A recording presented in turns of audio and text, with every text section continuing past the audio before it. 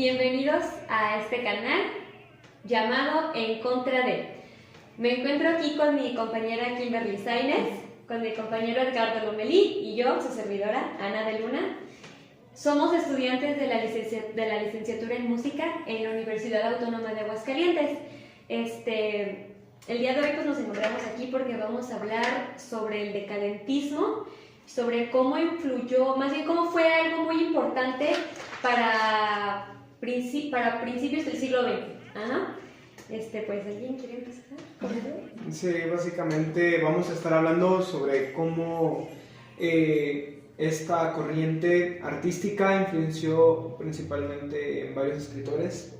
Vamos a hablar de Oscar Wilde y sobre cómo también por parte de Richard Strauss pudieron hacer una obra que impactó musicalmente y también dentro de las críticas, Salomé. Vamos a hablar sobre Salomé, y cómo fue una crítica hacia la sociedad de esa época en Europa, principalmente para Inglaterra y en toda esta sociedad victoriana que creció desde el siglo XIX. Sí, antes de hablar de eso, tenemos que hablar sobre cómo era la sociedad en esa época, principalmente. Cómo era la sociedad en el siglo XX, en los inicios. Estamos hablando de un aspecto histórico de la conocida la Belle Époque, a finales del siglo XIX, donde la sociedad pues tenía un sentido de avance tecnológico, avance social, el progreso, avance cultural, o sea, la gente, en medida, las personas que podían estaban dentro de un ámbito, pues, digamos, aceptable para vivir, como cómodo. No sé ustedes qué recuerden sobre ese punto. Pues yo le comentaba hace un momento a mi compañera Kimberly, es que la Belle Époque fue como un punto como muy bueno para las artes y para la ciencia. O sea, como que fue como un cambio y fue como el como el clímax de todo, ¿no? Empezaron a haber avances pues, tecnológicos, igual científicos, comenzaron a romper muchos estereotipos igual en la música, en las artes también, y justamente también en el pensamiento. Empezaron a salir pues muchas personas a romper ese tipo de cosas de poquito en poquito. Obviamente la gente se ponía muy incómoda o criticaba, pero yo creo que muy histórica. pero así de poquito a poquito se fue dando hasta fue como un punto máximo y luego ya donde las cosas llegaron a un buen puerto y ya después como que comenzaron a declinarse otra serie de consecuencias. Es que justamente la Belle Époque fue como vanidad, siento yo, pero una vanidad donde se empezó a desatar todo así.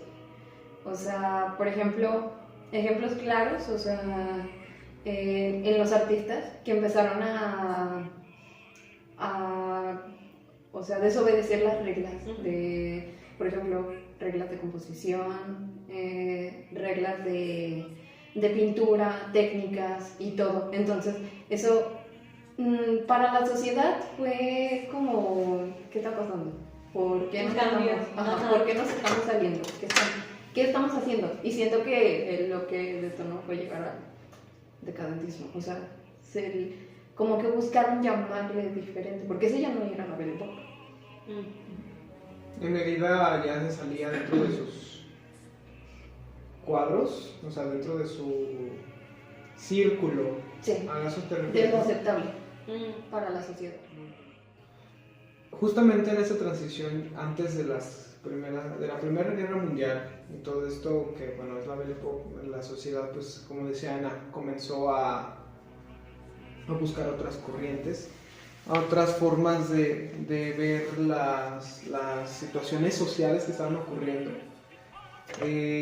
Justamente es lo que siento que lo que nos vamos a enfocar ahora, es como esta corriente artística, el decadentismo, empezó a tener junto con el simbolismo y bueno, más adelante lo que fue el expresionismo y el impresionismo, pero el decadentismo como parte principal de este capítulo fue tomando punta también en cómo manejaban los temas que eran pues, incómodos y marcarlos, o sea, exponerlos tal cual como lo hizo Oscar Wilde y Strauss, como si fuera ¿cómo se le puede decir? Pues una forma de expresarse, ¿no? Una forma de expresarse. Porque sentía necesario que la sociedad entendiera y supiera, ¿no? A pesar de que no era aceptado. Oscar Wilde fue un escritor, poeta y dramaturgo británico. Nació el 16 de octubre de 1854 en Dublín, en una familia aristócrata y siendo el mediano de 3 hermanos. Falleció el 30 de noviembre de 1900. Fue un alumno muy destacado de la Trinity College en su ciudad natal. Y pues Wilde acabó sus estudios en Oxford. Durante ese periodo se dedicó a viajar por los Estados Unidos. Y justamente como por lo mismo de querer salirse acá de lo que ya era común, pues él comenzó a no solamente a pensar, sino a ser diferente. O sea, en ese tiempo, si un hombre se dejaba el cabello largo, y no era tan largo, pues era visto de una manera muy extraña. Sí. Y él comenzó a dejarse el cabello largo, su habitación la empezó a decorar de una manera muy diferente, que eso hizo que sus compañeros lo bulearan por eso, porque era diferente, obviamente, el tiempo, ¿verdad? Y pues, hablando más sobre su vida personal, pues sabemos que Oscar Wilde estuvo casado. Tuvo 2 hijos con su esposa que se llamaba Constance Lloyd. Con ella tuvo 2 hijos, pero con la cual pues no se divorció, simplemente se separaron por algunas controversias en las que se había metido Oscar. Por ejemplo, cuando comenzó a escribir sus libros, empezó como a soltarse más, ¿no? Sobre todo. Sí. Y en una de esas, se fue a vivir con uno de sus amigos que se llama Alfred Douglas. A lo cual lo sospecharon que era pues, homosexual. Y justamente por ser considerado homosexual estuvo algún tiempo en la cárcel. Pero pues fue liberado y estuvo poquito tiempo. Solamente fue como así como castigado, ¿verdad? Creo, no estoy segura, que eso es parte de su juicio, ¿no? Dentro de ahí fue el juicio que lo llenó de controversias. Y justamente porque su amigo fue la persona que, por parte de su familia, tengo entendido que no veían bien esa relación, inclusive la veían como algo que pues iba a afectar en la vida, incluso en el nombre de la familia de esa persona. Entonces, por eso hicieron todo lo posible para que Oscar estuviera dentro de la cárcel y un lío. Desde ese punto ya Oscar ya era señalado. Hablemos sobre sus obras, por ejemplo, la importancia, o no sé si tengan algo que mencionar. Por ejemplo, o sea, se consideraba figura central del decadentismo, y por su estilo de vida, sus ideas de la belleza y la libertad personal y el arte, él fue también principal de que enfrentó a las normas morales victorianas. O sea, se dejó llevar y fue como de, yo las voy a enfrentar, ¿no? Criticó a la hipocresía de la sociedad, porque ellos condenaban la homosexualidad explícitamente, pero permitían la promiscuidad y el libertinaje en secreto. O sea, eran hipócritas, en pocas palabras. Sí. También por la exaltación del individuo, porque él le daba prioridad a la individualidad y la experiencia personal. Y justo eso desafiaba a las normas establecidas y el pensamiento de la sociedad, porque la sociedad no quería que el ser humano desafiara y se interesara por Temas buscar. que van- Ajá, por buscar más. O sea, quería que lo que se dijera se quedaran con eso. Entonces, Wilde lo que buscaba era siempre saber más, ¿no? También por su interés por la estética y el arte, y justo con su juicio hizo más relevante el papel del arte y la belleza como un valor central de lo que era el decadentismo, en comparación con la visión utilitarista y moralista del arte en la sociedad. Y por último, su impacto social y cultural fue obvio. Y justo en su juicio tuvo relevancia significativa en la sociedad británica, porque contribuyó al inicio de la discusión de la homosexualidad y el estatus de los artistas e intelectuales que también luchaban contra esas normas impuestas. Ahora sí que Wilde fue el que impulsó para que se empezara a hablar ya explícitamente de ese tema. Esto lo podemos ver en sus obras. Una de ellas, La importancia de ser Ernesto.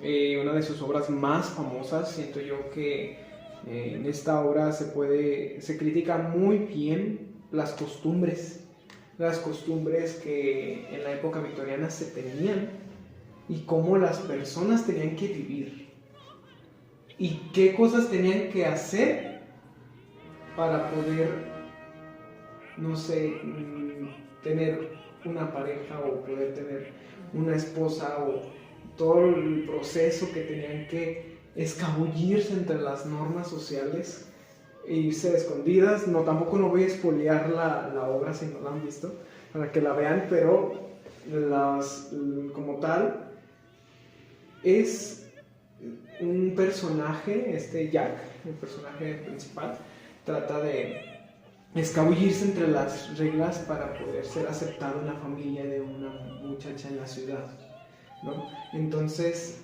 y por eso se hace pasar por Ernesto, pero ocurre un problema, ocurre una controversia ahí entre sus amigos, allegados, porque se cambia el nombre, o sea, se esconde, ¿no? Creo que Ernesto también es ser honesto, ¿no? Exactamente, va de esa mano de tratar de ser honesto con sí mismo, pero no lo hace como tal porque se esconde, ¿no? Uh-huh. Pero de ahí la importancia de ser honesto con la persona que eres, con tu interior. Muchos adjudican esa crítica a Oscar Wilde de que pues él quería ser honesto con sí mismo, ¿no? Tal vez eso ya sea algo muy al aire, pero pues puede tener razón.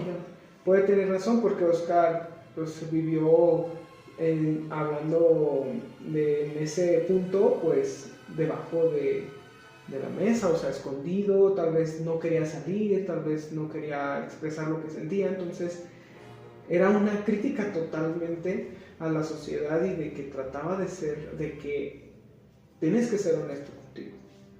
Entonces, pues esas cosas en esa época, pues no. Aunque ganaba valor, por esas obras ganaba como fama, pues eso quiere decir que el movimiento estaba funcionando. Socialmente era aceptado en parte. Eso quiere decir que había más cosas que muy probablemente surgieron gracias al movimiento de Wilde. Hay otra que es el diario de Dorian Gray, ¿verdad? A ver, cuéntanos algo, Ana. Pues esta es la única novela que escribió Oscar Wilde, que fue una de las más famosas también, pero también una de las más criticadas que tuvo, ya que se consideraba pues extremadamente inmoral, o sea, en ese tiempo.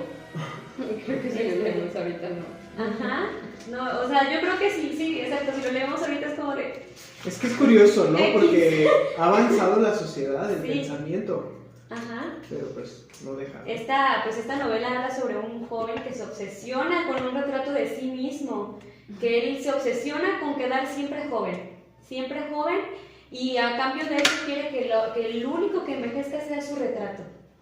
Y comienza a vivir una vida así llena de hedonismo, de inmoralidad, o sea, comete un homicidio a una mujer que la amaba Entonces, esta historia te deja como moraleja de que cuando te obsesionas con algo, te puede llegar a cometer actos inmorales. O sea, te puede llevar a tu perdición. Y pues obviamente en ese tiempo esa historia fue súper criticada por todo lo que pasaba. Otra persona que fue muy criticada, Richard Strauss. Vamos a hablar sobre él. Richard Strauss fue un compositor del finales del siglo XIX, principios del XX, de finales de esta transición del romanticismo, más bien. Inicio del modernismo. Inicio del modernismo, donde generan las vanguardias, justamente el decadentismo, una de las vanguardias que surgieron. ¿Tienen algún dato que quieran hablar de él? O... Sí, su música se caracteriza por una orquestación brillante, de gran expresividad y una armonía demasiado avanzada para su época. Cuenta con poemas sinfónicos, óperas, como justamente Salomé. De Salomé. Y pues sí, él fue un puente entre el romanticismo y el siglo XX, porque exploró nuevas posibilidades sin romper del todo con la tradición que ya se traía musicalmente. También fue un destacado director de orquesta y tuvo relación con el régimen nazi, y eso ha sido objeto de controversia. Aunque no fue miembro, pero sí, siento que es controversial. Sí, fue en su tiempo como un poquito cuestionado por la forma en la que él quería también, igual como Oscar Wilde, como empezar a hacer nuevas cosas, pero al mismo tiempo, o sea, como que se consideraba como inmoral. Porque, o sea, llegó a ser descubierto a una carta que le hizo a Stefan Zweig. Era una carta con comentarios antisemitas. Pero, dato aquí, su nuera y sus nietos eran judíos y él los protegió. Richard Strauss, ya mencionando estos aspectos de él, vamos a especificarnos ahora en Salomé, su obra. Esta ópera fue, ¿cómo se le dice? Fue demasiado controversial, pero yo me refiero a que fue parte del libreto que escribió en la obra Oscar Wilde de Salomé, de su obra. No recuerdo si fue la de Oscar Wilde publicada o que fuera, ¿cómo se dice? Pues elaborada en un teatro, pero Strauss decide tomar esa historia que escribió basada en la historia de Herodes y su hija Salomé, esta historia bíblica y Juan el Bautista, en donde Salomé pues se enamora de Juan el Bautista y es la captura de Herodes, que pues le da miedo toda esta situación de su primo Jesús. Entonces, por decir cosas y criticarlo, principalmente Juan, criticar la vida que tenía Herodes como rey, criticarlo, juzgarlo a público, romper las reglas, pues deciden atraparlo, deciden encarcelarlo, y pues Salomé, atraída sobre esta situación, pues se siente pues con ganas de conocer a Juan, se enamora y todo, ¿no? Pero Juan, en su posición de persona pulcra, de Dios, ¿no? Como esta... Desde ahí ya están puntos que, si lo comparan con la sociedad de esa época, ya se empiezan a ver como las cosas en contra, ¿no? Las controversias, ¿no? De la pureza y la vanidad, ¿no? Entonces, pues Salomé, queriendo tener algo con él, pues no quiere. Entonces empiezan a haber situaciones, problemas, hasta el punto en donde pues todos sabemos cómo termina la historia, de que pues Salomé le baila a Herodes para querer que le den la cabeza de Juan, ¿no? Y quedar con su premio, ¿no? Por sentir también que sea el castigo por haberla rechazado, ¿no? Pero a la vez para que se quedase con esa cabeza, ¿no? Entonces, Strauss sabe manejar muy bien, sabe manejar. Ahorita al final de la charla les vamos a dejar el fragmento de lo que fue la danza, pero ahora lo vamos a poner con una obra una obra que se hizo una adaptación actual de teatro de esta ópera, en donde se pueden ver cómo se hace la danza, la famosísima danza de los 7 velos, que escribió Strauss, pero de otra manera de la que ahorita vamos a comentar.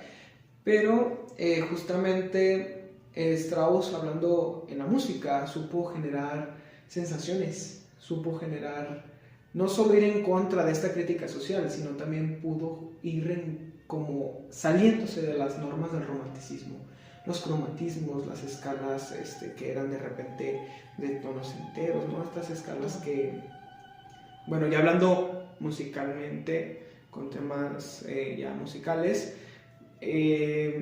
sonidos que eran muy disonantes, choques cuando estaba el tema de Salomé, ¿no? Entonces era muy evidente la sensación, la tensión en el ambiente.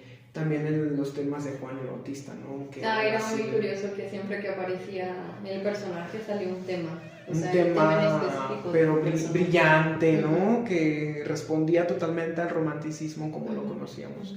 Pero sucedían las cosas peligrosas o los problemas, entonces la música se volvía una densidad, como lo dijiste tú, ¿no? Con armonías complejas, sonidos complejos, para no meternos tanto en tecnicismos, pero que generaban la atención, que uno como espectador decía, ay, ¿qué está pasando? ¿No?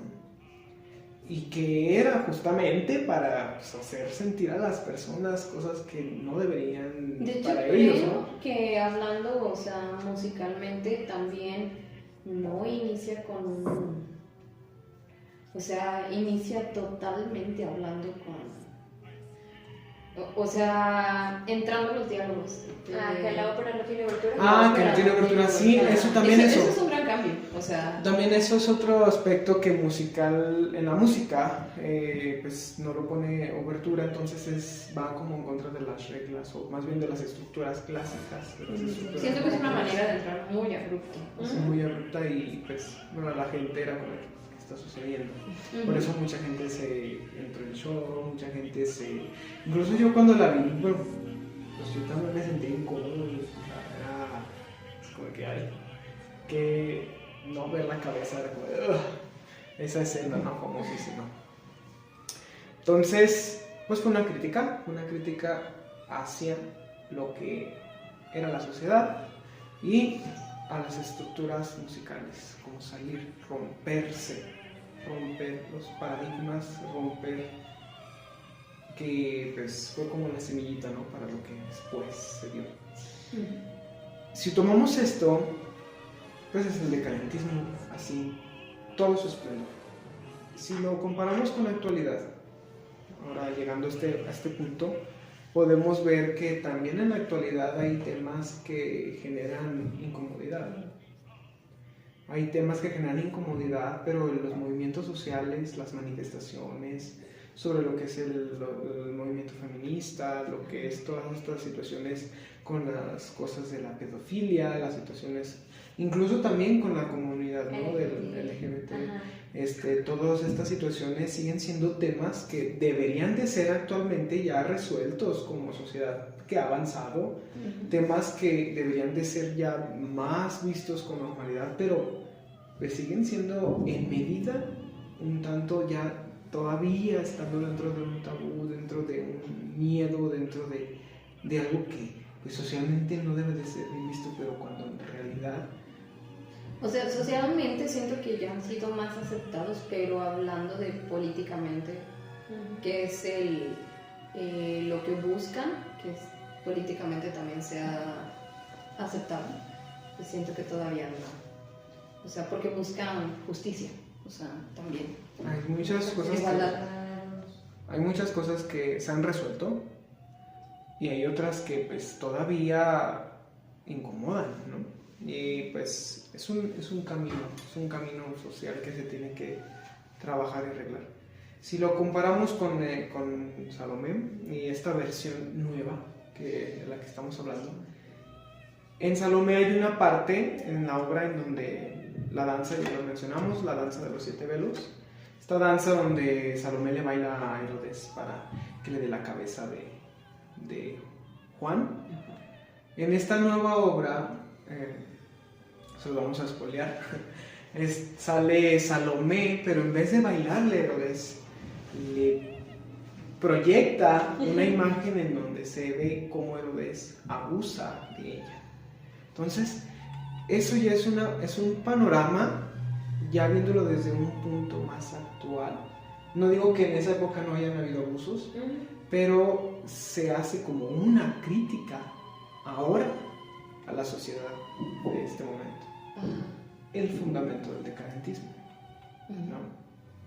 Tantas cosas que pues se viven y que no se hablan, ¿no? Y que lo expresen así, que sigan usando esos recursos que utilizaron Oscar Wilde y Strauss en ese siglo para expresar la obra, pues es que no es tan diferente.